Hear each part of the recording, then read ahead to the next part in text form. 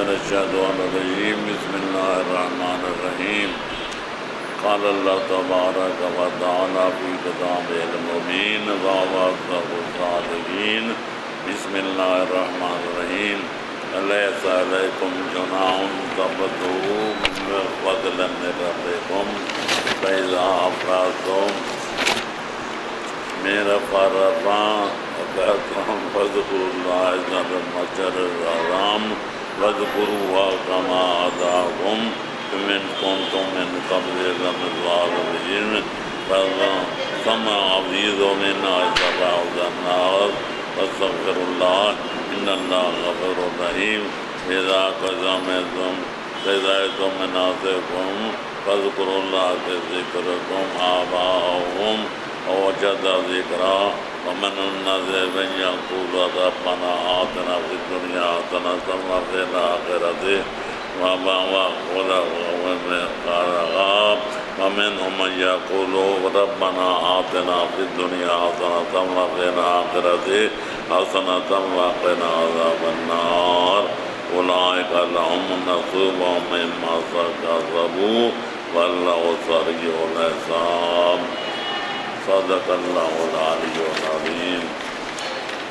خالق کائنات کا ارشاد آج کے بارے میں ذکر ہو رہا ہے۔ آج کی 3 قسمیں ہیں۔ جو 48 میل کے باہر رہتے ہیں ان کا فریضہ حج تمتع ہے، جو 2 چیزوں کا مجموعہ ہے۔ پہلے واسطے عمر تمتع کیا جاتا ہے جو 5 افعال کا نتیجہ ہے، اور بعد میں حج تمتع کیا جاتا ہے جس کے 13 افعال ہیں۔ 13 اور 5 18 افعال بنتے ہیں۔ لہذا جو 88 میل سکندر رہتے ہیں ان کا فریضہ حج قران ہے یا حج افراد ہے۔ اگر قربانی لے کر چلتے ہیں گھروں سے اس کو قران کہتے ہیں۔ اگر قربانی بعد میں خریدتے ہیں گھر سے لے کر لجتا نہیں ہیں اس کو حج افراد کہتے ہیں۔ حج افراد والا جب چاہے حج تمتع کے ساتھ بدل سکتا ہے، حج قران والا چاہے تو حج تمتع کے ساتھ تبدیل کر سکتا ہے۔ جو حج تمتع سارے اقسام سے افضل ہے، اعلیٰ ہے، بلند و بالا ہے، لیکن حج تمتع والا حج تمتع کو چھوڑ کر حج قران کے ساتھ تبدیل نہیں کر سکتا، حج افراد کے ساتھ تبدیل نہیں کر سکتا۔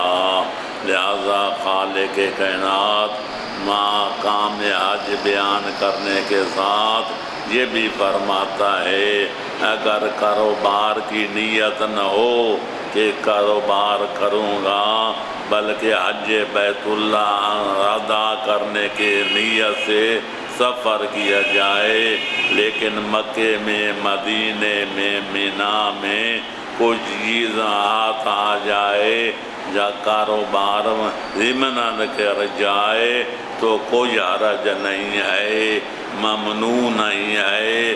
کسب حلال بھی عبادت ہے، سعادت ہے۔ اس لہذا اگر ضمناً کاروبار کی نیت نہ ہو لیکن کاروبار بھی کر لیا جائے تو حرام نہیں ہے۔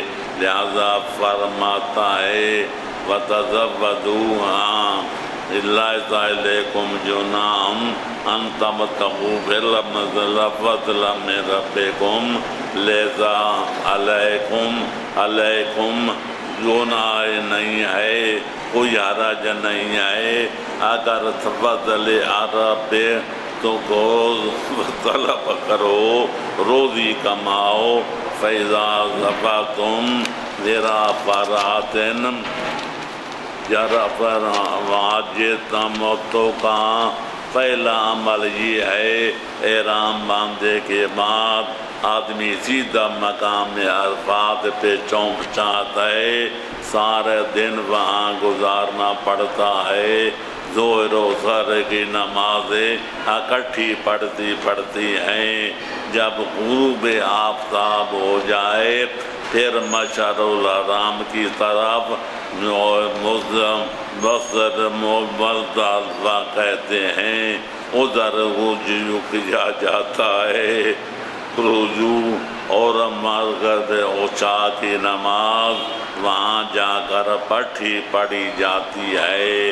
اہل سنت والجماعت بھی ظہر اثر کی نماز اکٹھی پڑھتے ہیں مقام عرفات میں، اور مغرب و عشاء اکٹھی پڑھتے ہیں مزدلفہ میں۔ یہ شہر مشعر الحرام بھی کہا جاتا ہے۔ فاذکروا اللہ عند المشعر الحرام واذکروہ کما ہداکم وإن کنتم من قبلہ لمن الضالین۔ اللہ کا فضل کرم سے جب مشعر الحرام میں پہنچ جاؤ تو اللہ کا ذکر کرو، اللہ کی عبادت کرو، اللہ کرو جس طرح اس نے ہدایت کی ہے۔ محمد والے محمد نے حج کر کے دکھایا ہے، لہذا رات وہاں گزاری جاتی ہے۔ وَإِن كُنتُم مِّن قَبْلِهِ لَمِنَ الضَّالِّينَ، تاکہ اسلام سے پہلے تم گمراہوں سے بھی تھے۔ اللہ نے فضل و کرم کیا، تمہیں مسلمان بنایا، حج ادا کرنے کی توفیق عطا فرمائی، لہذا افیضوا من حیث افاض الناس، تو سنو لوٹو وہاں سے عرفات سے جہاں سے لوگ لوٹتے ہیں۔ اللہ کی بار میں یہ توبہ کرو، استغفار پڑھو، ان اللہ غفور الرحیم، اللہ غفور بھی ہے، رحیم بھی ہے، گناہ کو معاف کرنا والا بھی ہے، امندے باندھا پہنتے بارو رحم و کرم والا بھی ہے۔ وَعَظَمَ إِذَا قَضَيْتُمْ مَنَاسِكَكُمْ فَاذْكُرُوا اللَّهَ، اللہ فرماتا ہے جب وقت کے مقام پر قیام بھی کر لیا، لات و رمون میں گزار لی، تو اللہ کا ذکر اس طرح کرو جس طرح کفر کے دور میں اپنے آبا و اجداد کا ذکر کرتے تھے۔ لوگ وہاں میلہ لگاتا تھے اور اپنے بابا دادے کے کارناموں بار ہر بندہ کہتا ہے میرا باپ اتنا بہادر تھا، اتنا دلیر تھا، اتنا بڑی شاعر تھا، حوصلہ بڑھ سخی تھا، ہزاروں آدمی کا قافلہ کرتا تھا۔ فرماتا ہے جو اپنے باپ دادے کے ذکر نہ کرو، اللہ کے انعامات کا، اللہ کے احسانات کا، اللہ کے نعمتوں کا ذکر کرو، بلکہ جو کافر لوگ تھے اپنے باپ دادے کے ذات پر فخر کرتے تھے، تم اللہ کے بندے ہونے پر فخر کرو۔ میرا جیسا کون ہے، میرا خدا جیسا کون ہے، میرے مصطفیٰ جیسا کون ہے، میرے مرتضیٰ جیسا کون ہے۔ لہذا دعا کرنے کا طریقہ کیا ہے؟ بعض لوگ دنیا کے لیے دعا کرتے ہیں، یا اللہ ہمیں مال دے، دولت دے، عزت دے، آبرو دے، آخرت کا ذکر نہیں کرتے۔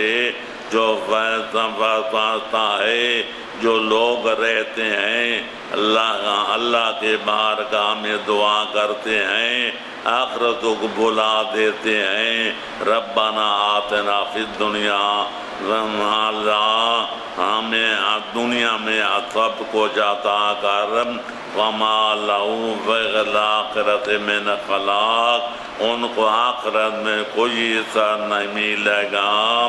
لہذا دعا کرنی چاہیے، تو دنیا کے لیے بھی آخرت کے لیے بھی۔ لہذا منہم من یقول، ایسے بندہ بھی ہیں جو اللہ کی بارگاہ میں عرض کرتے ہیں، ربنا آتنا فی الدنیا حسنۃ وفی الآخرۃ حسنہ، یا اللہ ہمیں دنیا میں بھی حسنات عطا فرما، ہمیں آخرت میں بھی حسنات عطا فرما، وقنا عذاب النار، ہمیں جہنم کی آگ سے بچا۔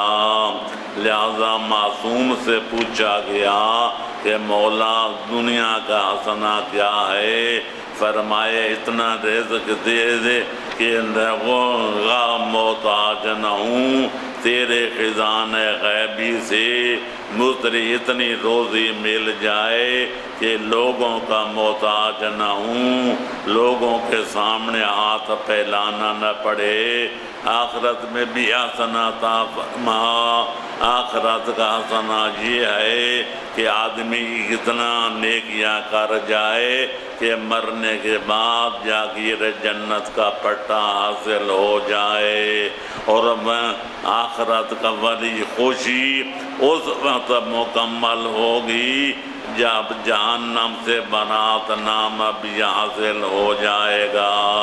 لہذا مومن کی دعا یہ ہے کہ یا اللہ مجھے اتنا ہمیں حسنات عطا فرما، اتنا قربان اپنے خزانے سے مجھے روزی عطا فرما کہ لوگوں کا محتاج نہ بنوں، اور آخرت میں بھی حسنات عطا فرما، جاگیر جنت کا پٹا عطا فرما، اور جاگیر جنت کا پٹا ملنے کے بعد جہنم سے برات نامہ بھی عطا فرما، تاکہ مطمئن ہو کر جنت الفردوس میں داخل ہو جاؤں، اور جہنم کی آگ کا کوئی چھولا میرے جیب و دامن کے قریب نہ آئے۔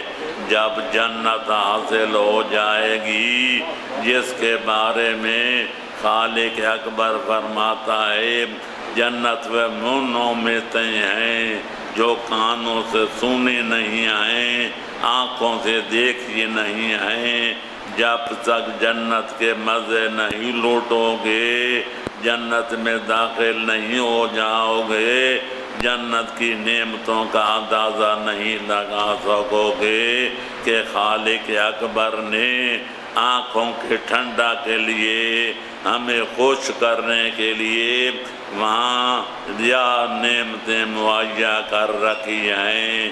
جیسا کھانا چاہیں گے وہ کھانا حاضر ہوگا، جیسے مکان میں رہنا چاہیں گے ایسا مکان مہیا ہوگا، جیسی بیویوں سے شادی کرنا چاہیں گے ایسی بیویاں موجود ہوں گی، جیسی اولاد چاہیں گے ایسے اولاد حاصل ہو جائے گی۔ جو مومن چاہے گا وہ مرادیں پائے گا۔ لہذا جنت وہ ہے جب تک آدمی داخل نہ ہو جائے، جنت کے مزے نہ لوٹے، اس وقت تک یہ بیان کرنے کی چیز نہیں ہے، بیان سے تعلق نہیں رکھتی بلکہ آیان سے تعلق رکھتی ہے۔ جنت کے کھانے سے تعلق رکھتے ہیں، جنت کی خوشیاں جنت والے کی ذات سے تعلق رکھتی ہیں۔ لہذا اولئک لہم نصیب مما کسبوا، جو آخرت کی دعا کرتے ہیں دنیا کے بھی اللہ کے بھی وہ اللہ کرتے ہیں، اولئک لہم نصیب مما کسبوا، ان کو حصہ ملے گا جو کچھ دنیا میں کما کے گئے ہیں۔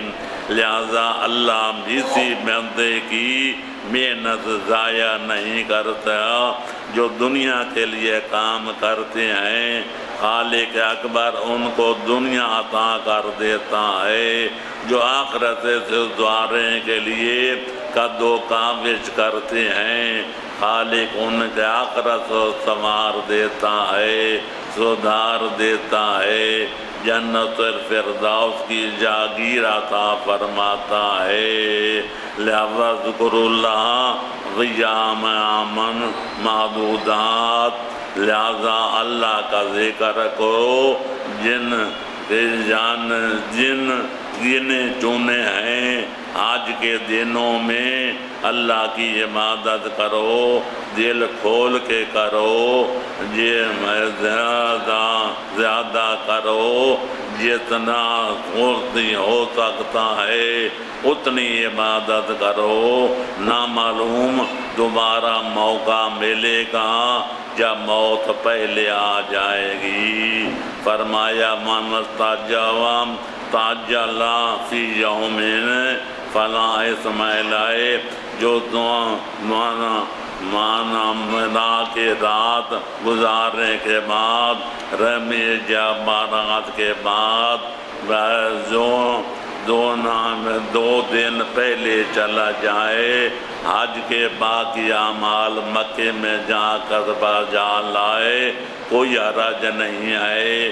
وہ منتا کرا جو 10 11 12 تک منا میں رہے، رمی جمرات بھی کرتا رہے، راتیں بھی گزارے، فلا اثم علیہ، لوزا وہ جرد نہیں ہے، لمن اتقى اللہ واتقوا اللہ واعلموا انکم الیہ تحشرون، اللہ کا تقوی اختیار کرو اور جان لو اللہ کی بارگاہ میں حاضر ہونا ہے، لہذا کوشش کرو کہ اللہ کی بارگاہ میں جب حاضر ہو تو اللہ راضی نظر آئے، تمہارے کردار کی وجہ سے، تمہارے اخلاق و اعتبار کی وجہ سے، تمہارے لیل و نہار کی وجہ سے اللہ راضی نظر آئے۔ اللہ کو ناراض نہ کرو، اللہ ناراض ہو جائے، ساری دنیا راضی ہو جائے، فائدہ کوئی نہیں ہے، اللہ راضی ہو جائے، ساری کائنات ناراض ہو جائے، کوئی نقصان نہیں ہے۔ لہذا ہر پیغام میں کوشش کرنی چاہیے اللہ راضی ہو جائے، محمد و آل محمد علیہ السلام راضی ہو جائیں، دنیا کا ناراض ہو تو بھی فرق نہیں پڑتا، راضی ہو تو بھی فرق نہیں پڑتا، لہذا مومن کی کوشش ہونی چاہیے ہر کام وہ کرے جو اللہ چاہتا ہے، جو محمد و آل محمد چاہتے ہیں، اللہ کا رسول وہ چاہتا ہے جو اللہ چاہتا ہے، آل محمد وہ چاہتے ہیں جو اللہ کا چاہتا ہے، جو محمد و رسول اللہ چاہتے ہیں، لہذا اللہ کا بندہ بن جائے، ہزاروں لاکھوں بندوں کی خوشنودی سے آزاد ہو جاتا ہے۔ اگر اللہ کی رضامندی چھوڑ دے، بندے کو راضی کرنے کی کوشش کرتا ہے، یہ راضی ہو جائے، وہ راضی ہو جائے، ساری دنیا راضی نہیں ہوتی، لہذا یہ تصور کرنا چھوڑ دو کہ ایسا بندہ بنے کہ ساری دنیا راضی ہو جائے۔ رسول پا کر دنیا راضی نہ ہوئی، محمد و آل محمد پر دنیا راضی نہ ہوئی، کس ماں کے بیٹے پر دنیا راضی ہو گئی، لہذا اللہ کو راضی کرنے کی کوشش کرو، ساری دنیا سے آزاد ہو جاؤ گے۔ وآخر دعوانا ان الحمدللہ رب العالمین۔ اللہ جی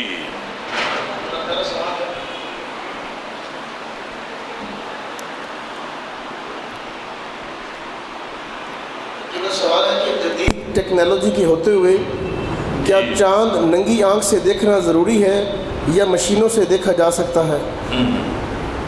میرے محترم آج مسئلہ چل رہا ہے. بعض لوگ کہتے ہیں زمانہ جدید کے تقلید سے فائدہ اٹھانا چاہیے. اسلام روکا نہیں ہے. زنا ثابت کرنے کی اور طریقے ہیں. چوری کرنے سے ثابت کرنے سے اور سے بھی طریقے ہیں. کون نظر کیا جا سکتا ہے. زنا کا اور عورتہ رد کیا جا سکتا ہے. مرد کے جو واضح ہو جا سکتا ہے کہ فلانے زنا کیا فلانی عورت سے. لیکن شریعت کہتی ہے شریعت کی سزائیں بڑی سخت ہیں لیکن ثابت کرنے کے طریقے غلط بیڑے ہیں. 4 گواہ ثابت ہو جائیں کہ آدمی نے زنا کیا ہے فلانے نے فلانی عورت سے زنا کیا ہے. 4 آدمی کہاں سے لائیں گے؟ عادل کہاں سے لائیں گے؟ لہذا چور چوری کرتا ہے رات کے سمے میں کوشش ہوتی ہے کچھ بندہ انہوں تو نہ دیکھے. چوری ثابت کرنے کے لیے شریعت کہتی ہے 2 عادل گواہ ہوں جو چوری کرتے وقت اس کو دیکھیں. لہذا مطلب یہ ہے کہ چور کے ہاتھ کٹنے سے محفوظ ہو جائیں. آدمی سنسار ہونے سے بچ جائے. شریعت کی سزائیں بڑی سخت ہیں لیکن شرائط بھی بڑی کڑی ہیں. لہذا تجویز طریقے سے چوری سے بچ کی جا سکتی ہے. زنا کاری بھی ثابت ہو سکتی ہے لیکن شریعت کا حکم ہے جب تک 4 آدمی عادل گواہ نہ دیں تو چور میں زنا کی سزا نہیں دی جا سکتی. جب تک 2 عادل گواہ نہ دیں چوری ثابت نہیں ہو سکتی. چور کے ہاتھ نہیں کاٹے جا سکتے. شریعت کا حکم ہے چاند آنکھوں سے دیکھ لو تو بھی ہو جاتا ہے. 2 آمر آلو مطلع ہو 2 آدمی گواہی دے دیں کہ انہوں چندان دیکھا ہے تو بھی مسئلہ صاف ہو تو پھر ضروری ہے ہر بندہ کہے میں نے دیکھا ہے میں نے دیکھا ہے میں نے دیکھا ہے. یا 30 دن گزر جائیں سابقہ مہینے کے 30 دن کا کوئی عربی مہینہ نہیں ہوتا. یا مطلب یہ اگلا نام جب پہلے 30 دن گزر جائیں یا مطلب معلوم ہو تو 2 عادل گواہی دے دیں. مطلب صاف ہو ہر بندے کو دیکھنا چاہیے. ان سے چاند ثابت ہوتا ہے ورنہ چاند ہمیشہ مرکز پہ موجود رہتا ہے. کبھی چھوٹا ہوتا ہے کبھی موٹا ہوتا ہے کبھی پتلا ہوتا ہے کبھی دبلا ہوتا ہے. لہذا آسان طریقہ یہ ہے کہ شریعت کے قواعد کو سامنے رکھا جائے اور جدید طریقے سے ادا کیا جائے. کوئی حرج نہیں ہے لیکن شریعت کا قانون توڑا نہیں جا سکتا. بس کیوں سوال ہے کہ کیا دوسری شادی کے لیے پہلی بیوی سے اجازت لینا ضروری ہے؟ یہ شریعت ایوب خان کی شریعت یہ تھی.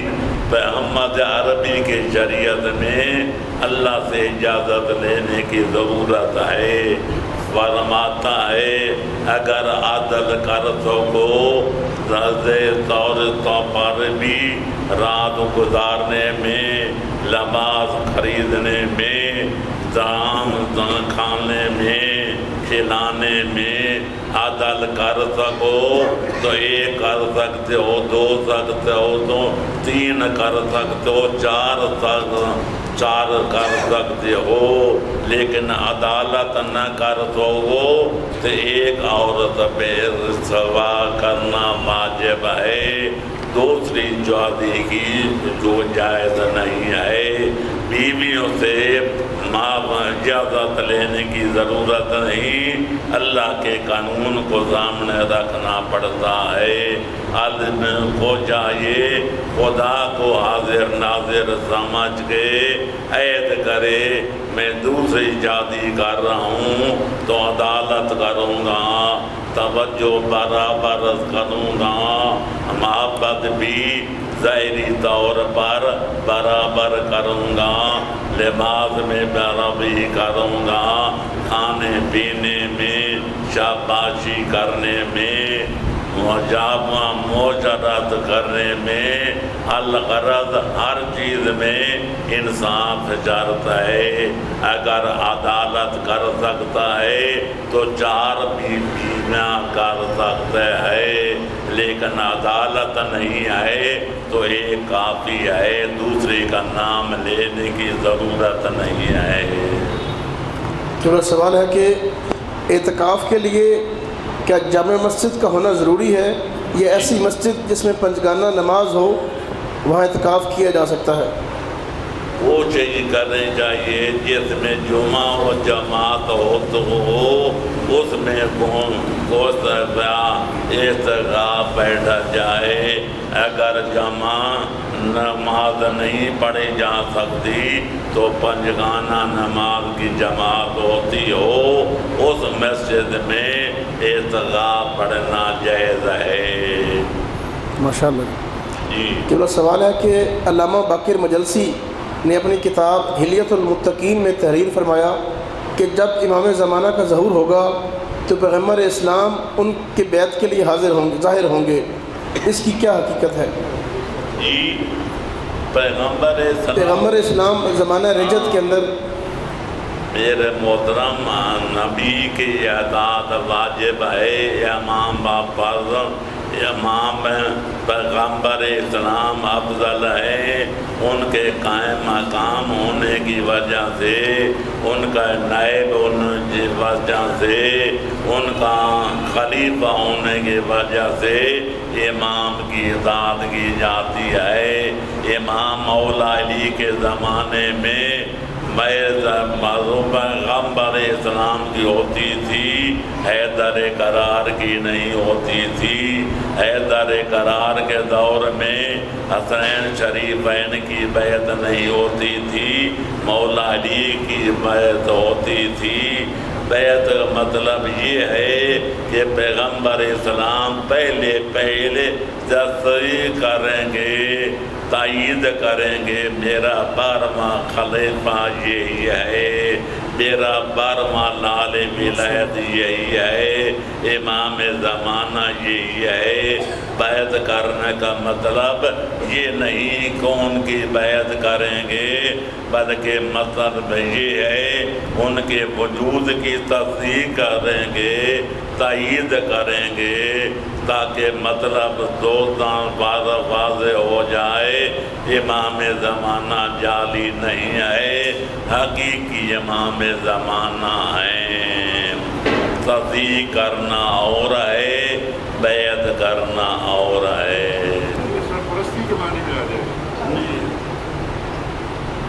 چلو سوال ہے کہ جیسا قرآن میں حکم ہے کہ ہر ذرہ نیکی کا اجر اور ہر ذرہ گناہ کا حساب ہوگا، ایسا ہی ہے تو انسان بیچارہ کہاں جائے گا؟ جی ہر ذرہ گناہ پر انسان کو سزا ملے گی، اگر ایسا ہی ہے تو روز قیامت انسان بیچارہ گنہگار کس طرف جائے گا؟ توبہ کر دے، دروازہ کھلا ہے، دنیا میں جتنا گناہ کر لے، اللہ فرماتا ہے لا تقنطوا من رحمت اللہ، اللہ کی رحمت سے نا امید نہ ہو، توبوا الی اللہ جمیعا انہ یغفر الذنوب جمیعا، اللہ کی بارگاہ میں جھک جاؤ، توبہ کر لو، اپنے کیے پر پچاس جاؤ، اس کی تلافی کر لو۔ خداوند عالم وہ غفور رحیم ہے، وہ مرکز رحمت ہے، مرکز ہدایت ہے کہ سارے گناہ معاف کر دے گا۔ لہذا جو بغیر توبہ کے مر جائے وہ سیدھا جہنم میں جائے گا۔ آل محمدی بھی اس کی شفاعت کریں گے جس کے چند گناہ ہوں گے، نماز نہیں پڑھی، روزہ رکھا ہے، روزے میں کوتاہی ہو جائے تو نماز پڑھنے میں کوئی کوتاہی نہیں آئے، امانت میں خیانت ہو گئی ہے تو عام طور پر وعدے کے وفا کی گئی ہے۔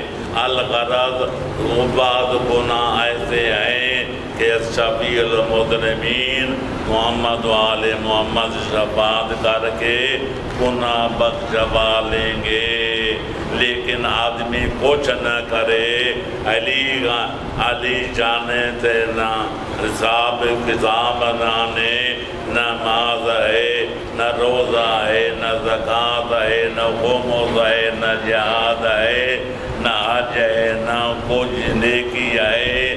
مارم اولا علی امیر المومنین ہیں، ان کا رعایا بننا ہو تو مومن بننا پڑتا ہے۔ علی امام المتقین ہیں، مولا کا غلام بننا ہو تو متقی بننا پڑتا ہے، واجبات کو ادا کرنا پڑتا ہے، محرمات سے دامن کو بچانا پڑتا ہے۔ اگر کوئی تقاضائے بشریت غلطی ہو جائے، توبہ نہ کر سکے، آل محمد شفاعت کر کے بخشوا لیں گے۔ لیکن گناہ کرنے کی چھٹی نہیں ہے، نیکی کرنے کی رخصت نہیں ہے۔ شریعت بار بار کہتی ہے واجبات کو ادا کرنا واجب ہے، حرام کاموں سے دامن کو بچانا واجب ہے۔ عقیدہ صحیح ہو تو مادہ مومن بنتا ہے، عمل صحیح ہو آدمی متقی بنتا ہے۔ علی ولی مومنوں کے آخردار ہیں، وہ گناہگاروں کے بیمانوں سے ذرا تعلق نہیں رکھتے۔ مولا علی نیکوکاروں کے امام ہیں، بدکاروں کے، زناکاروں کے، شراب خاروں کے امام نہیں ہیں۔ کیوں سوال ہے، اگر انسان نے کسی شخص کے پیسے دینے ہوں اور وہ شخص فوت ہو جائے، اس کا کوئی وارث بھی نہ ہو یا اس کا علم ہی نہ ہو کہ وہ کہاں پر ہے، تو اس کے بارے میں کیا علم ہے؟ اگر بے وارث علم ہے تو وارثوں تک پہنچائے۔ اگر اس کا علم ہو سکتا ہے کہ زندہ ہے جہاں ہے تو طالبان اس کے تلاش کرنے میں کوشش کرے، بجائے اس کو ادا کرے، وارث چھوڑ جائے تو ان کو ادا کرے۔ لیکن آقا آدمی مر جائے یا ضرورت ہو جائے، وطن چھوڑ جائے، قرضوں کا بھی پتہ نہ چلے تو کہ غار خیر میں وہ رقم صرف کر کے نیت یہ کرے جو اس کو ثواب ملے جس کا قرضہ دینا تھا۔ انشاءاللہ خالق اکبر غفور الرحیم ہے، اس کے عمل کو قبول کر لے گا۔ صدق کے نیت سے ادا کرنے کی کوشش کرے، کسی کار خیر میں وہ روپیہ خرچ کر دے، اس کا ثواب اس کو آخرت میں مل جائے گا۔ کیا کالا جوتا پہننا منع ہے؟ جوتا کالا پہنا، ٹوپی کالی پہنے، کالے رنگ کی مذمت ہے، چیٹے رنگ کی فضیلت ہے، سارے رنگوں سے سرزار سفید رنگ ہے، سارے رنگوں سے بدترین رنگ جو ہے کے سیاہ رنگ سے کپڑوں سے 3 چیزیں مستثنا ہیں۔ ایک جمامہ باندھا جائے جو رسم بڑھ گئی ہے، سادات کرام کالا کپڑا باندھتے ہیں، کالے امامہ باندھتے ہیں، حالانکہ عورت باندھنے کے لیے جائز ہے۔ دوسرا عبا ہے جو میرے پیچھے پڑی ہے، جو عبا کے پیچھے عبور اپنوں جوڑا ہے جن چادر، اور تیسرا جرا میں موتاثنا ہے والا حال کارے رنگ کی مذمت ہے۔ توفت البام گھر میں پڑی ہے، ٹوپی پہن کے پڑی جائے اور کا پڑا کالا پہن بیٹھ جائے، نماز باطل نہیں ہوتی لیکن ثواب کم ترین ملتا ہے۔ کیا نماز کے دوران سر کو ڈھانپنا چاہیے؟ ننگے سر آدمی اللہ کے سرکار میں کھڑا ہو دے بے ادبی میں شامل ہے۔ پیغمبر اسلام فرماتے ہیں پگڑی باندھ کے نماز پڑھنے والا، دوسرا ننگے سر نماز پڑھنے والا پگڑی باندھنے پہلے کو نماز کو پگڑی باندھ کے نہیں پڑھتا، اس پر وہی فضیلت ہے جو مجھے اپنی امت کے عام آدمی پر فضیلت ہے۔ لہذا اللہ کی بارگاہ میں حاضر ہونا ہو تو ٹوپی پہنی چاہیے یا امامہ باندھنا چاہیے یا رومال پر سر پر رکھنا چاہیے۔ بڑی آدمی کی خدمت میں حاضر ہو، سر رنگے نہیں ہوتا، تھانے دار کے ساتھ غلام کرنا ہو ننگے سر نہیں ہوتا، ٹوپی پہنتا ہے یا پگڑی باندھتا ہے۔ اللہ کی سرکار میں جہاں در قرار بھی کامتے ہوئے نظر آتے ہیں، زین العابدین روتے ہوئے نظر آتے ہیں۔ اس اللہ کی سرکار میں بے ادبی کے رنگ میں حاضر ہونا جائز نہیں ہے۔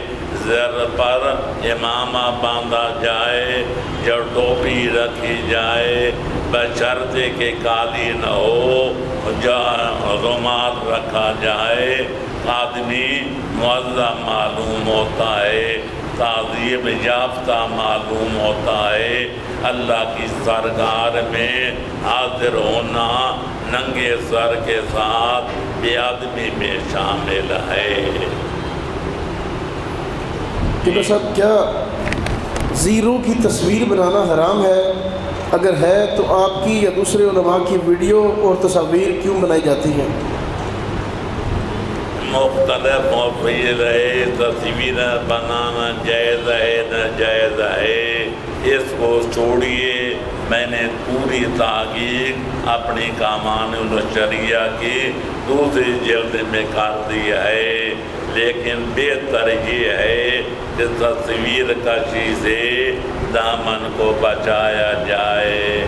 آل محمد کی حقیقی تصویریں دنیا میں ناپید ہیں، جو تصویریں ملتی ہیں جناب امیر کی، پیغمبر اسلام کی، علماء کا اتفاق ہے جعلی تصویریں ہیں، ان کی حرمت نہیں کرنی چاہیے، نسبت کا سلام ہے، لیکن یقین کامل ہے حضرت امیر کی تصویر دنیا کے سامنے نہیں ہے، پیغمبر اکرم کی تصویر حقیقی دنیا والوں کے سامنے نہیں ہے۔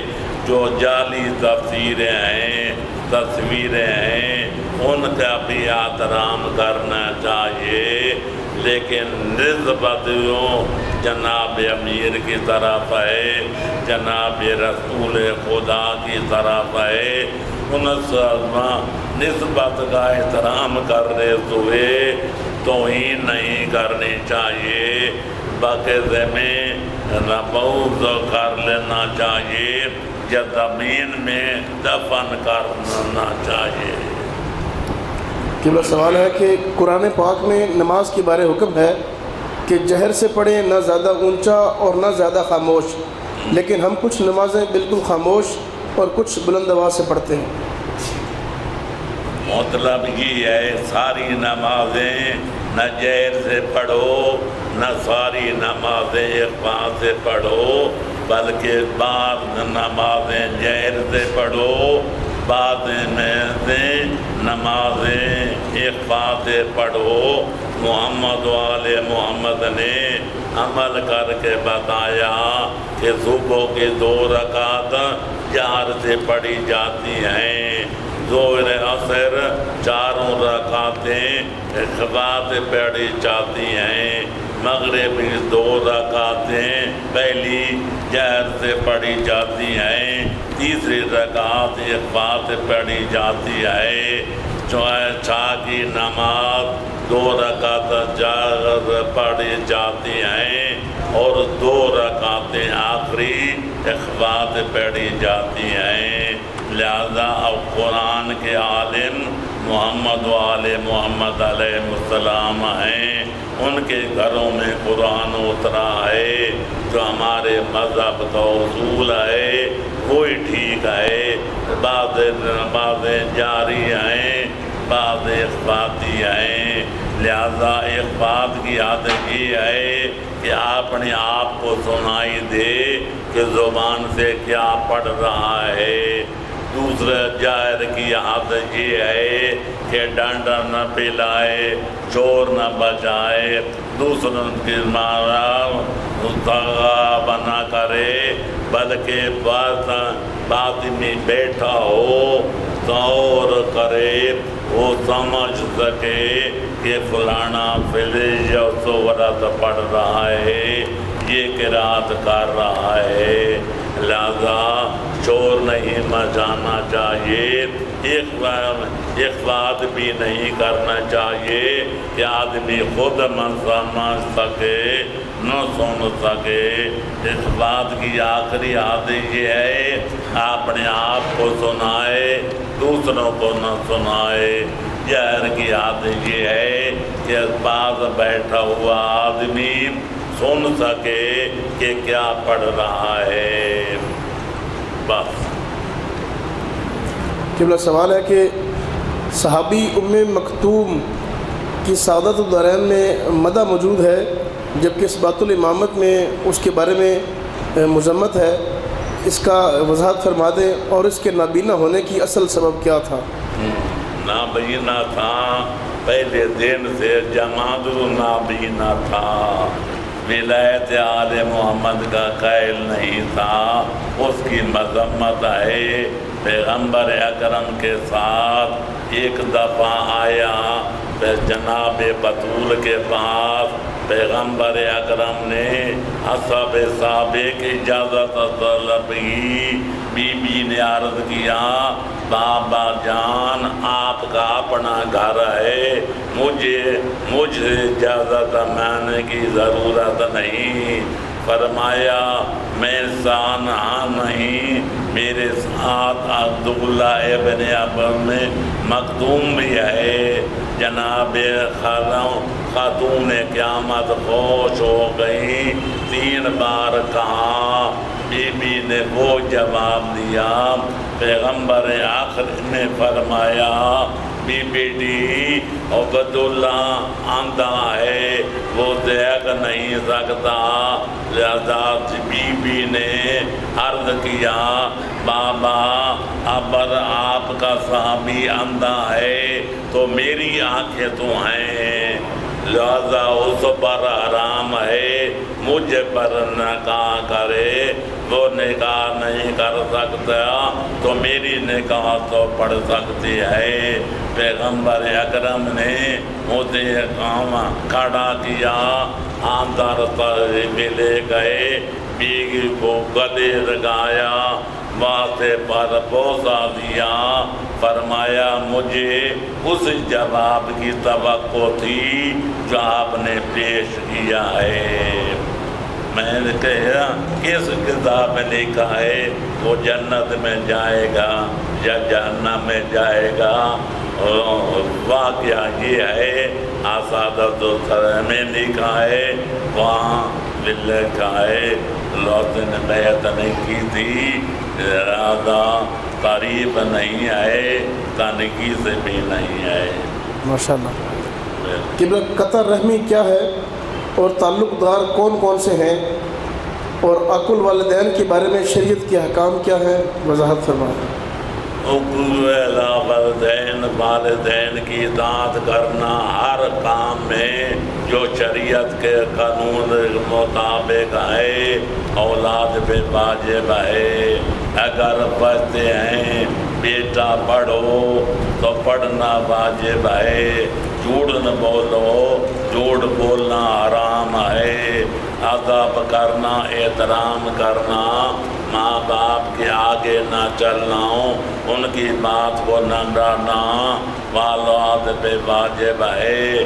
معصوم فرماتے ہیں تمہیں معلوم ہو جائے بابے کا کپڑا پھٹا ہوا ہے تو اس کو کہنے کی ضرورت پیش نہ آئے بیٹا میرا چولا خراب ہے یا میری سلوار پھٹی ہوئی ہے، اس کو پہلے انتظام کر دو۔ بابے کو آما کو پیاس لگی ہوئی ہے، انتظار نہ کرو، مانگیں گے تو پلائیں گے، بھوک لگی ہوئی ہے، انتظار نہ کرو کہ وہ فرمائش کریں، بیٹا روٹی کا انتظام کرو۔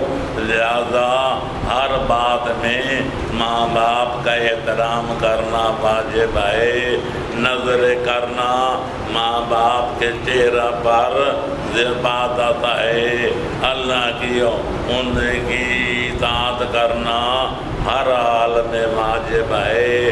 اگر کافر ہوں، مشرک ہوں، ان کی بات نہ مانو، اگر تمہیں شرک کرنے کا حکم دیں، کفر کرنے کا حکم دیں، ان کی بات نہ مانو، لیکن احترام بھی کرو، ان کے خدا کا، آرام کا، آرائش کا خیال رکھو۔ یہ حکم ہے والدین کا اور رشتہ داروں کا۔ اگر آپ کو سلام نہیں کرتا، آپ کا رشتہ دار آپ کو سلام کریں، آپ بیمار ہو جاتے ہیں، آپ کی مزاج پرسی نہیں کرتا، آپ کا شریف برادری والا بیمار ہو جائے، اس کی بیمار پرسی کریں۔ اگر آپ کے بندہ مر گیا، اس نے فاتحہ نہیں پڑھا، اس کا مر جائے، آپ فاتحہ خانی کے لیے حاضر ہو جائیں۔ اگر آپ کو نہ محروم کیا، آپ قرضہ مانگا، اس نے نہیں دیا، کل کلاں آپ کے دروازے پر آ جائے، آپ کے قرضہ مانگے تو عطا کر دیں۔ اللہ کو ماننا ہے، برادری کے عظیمی کے کردار کو سامنے نہیں رکھتا، لہذا بخش دو، کر خطا کرے کوئی، نہ کہو کر برا کہے کوئی۔ کون ہے جو نہیں حاجت مند، کس کی حاجت روا کرے کوئی۔ لہذا برادری کا بندہ برائی بھی کرے اس کے ساتھ اچھائی کرو، صلہ رحمی کرو، کرم نوازی کرو، آپ کا فائدہ ہوگا، رزق وسع ہوگا، عمر زیادہ ہوگی، حالات ٹھیک ہو جائیں گے، اللہ کا فضل شامل حال ہو جائے گا۔ قبلہ سوال ہے کہ تیسری چوتھی رکعت میں تسبیحات اربع سے پہلے بسم اللہ پڑھنے کے بارے کیا حکم ہے؟ بسم اللہ پڑھی جاتی ہے، قرآن پڑھنا ہو، دیکھو آپ سبحان اللہ تسبیحات اربع سے پہلے بسم اللہ پڑھنے کا کوئی حکم نہیں ہے۔ کر لیں اس وقت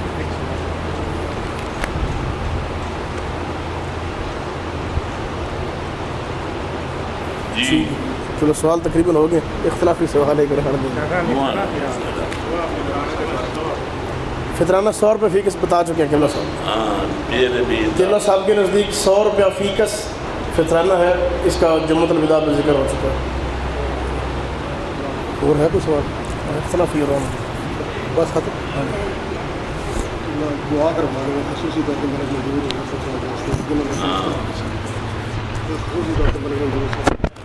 مرزوق صاحب اور ڈاکٹر افضل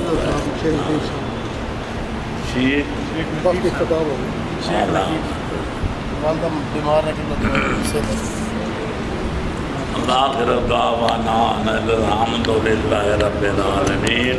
ایک دفعہ سورہ فاتحہ اور 3 بار قل هو اللہ کی تلاوت کر کے عام لوگوں کے لیے، محرومین و محرومات کے لیے، بانیان مجلس بیعزاز کے لیے بالعموم، اور جناب ملک منظور الحسن صاحب کے لیے، اور جناب ڈاکٹر فضل محمد افضل خان کے لیے بالخصوص، اور جناب لطیف صاحب شیخ لطیف صاحب کے لیے بالخصوص فاتحہ پڑھنے کی تقریب فرمائیں۔ بسم اللہ الرحمن الرحیم، الحمدللہ رب العالمین، الرحمن الرحیم، مالک یوم الدین، إياك نعبد وإياك نستعين، اهدنا الصراط المستقيم، صراط الذين أنعمت عليهم غير المغضوب عليهم ولا الضالين۔ بسم الله الرحمن الرحيم، قل هو الله أحد الله الصمد لم يلد ولم يولد ولم يكن له كفوا أحد۔ بسم الله الرحمن الرحيم، قل هو الله أحد الله الصمد لم يلد ولم يولد ولم يكن له كفوا أحد۔ بسم الله الرحمن الرحيم، قل هو الله أحد الله الصمد لم يلد ولم يولد ولم يكن له كفوا أحد۔ یا اللہ ان دونوں کا ثواب، عزت و تبی کا ثواب، عزت و تقدیر کا ثواب تمام مومنین مومنات کو عموماً اور خصوصاً دانیان کرام کے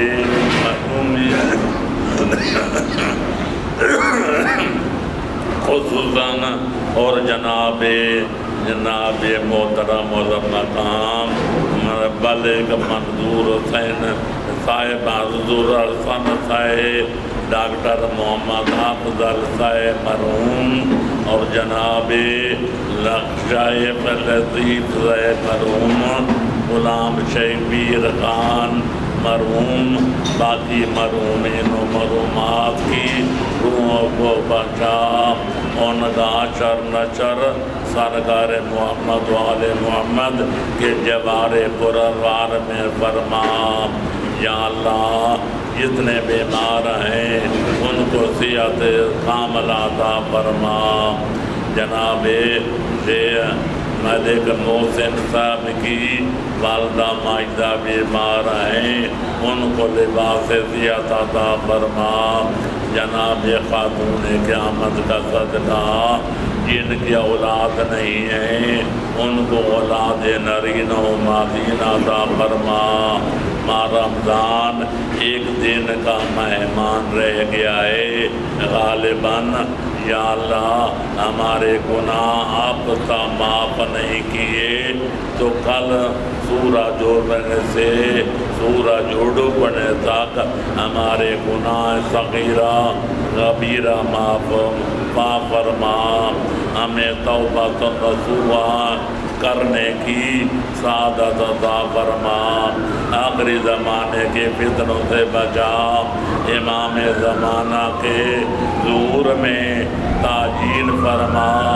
ہمارا نام انصار امام زمانہ کی مقدس فہرست میں درج فرما۔ ہمارا خاتمہ ایمان پر فرما۔ ولایت محمد وآل محمد علیہ السلام پر فرما۔ ہمارا آخرت گزار، دنیا سوار۔ ربنا آتنا فی الدنیا حسنۃ وفی الآخرۃ حسنۃ وقنا عذاب النار بحق النبی وآل بیت العطا۔